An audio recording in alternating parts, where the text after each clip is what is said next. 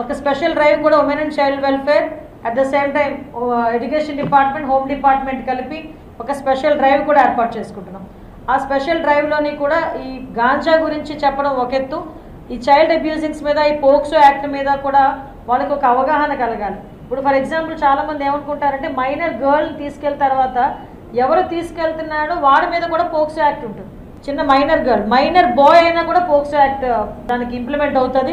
ఇలాంటి విషయాలు కానీ మ్యాక్సిమం ఎక్కడెక్కడ ప్రాబ్లమాటిక్ సెంటర్స్ ఉన్నాయి, ఈవ్ టీజింగ్ని మనం అరికట్టడానికి కానీ వీటన్నిటి మీద కూడా పక్కా ప్రణాళికతో ముందుకెళ్ళడానికి సిద్ధపడ్డాం. దీనిలో భాగంగానే ఏఎస్ఆర్ జిల్లా కూడా నేను ఏదో ఒక రోజు కంపల్సరీ విజిట్ చేస్తా.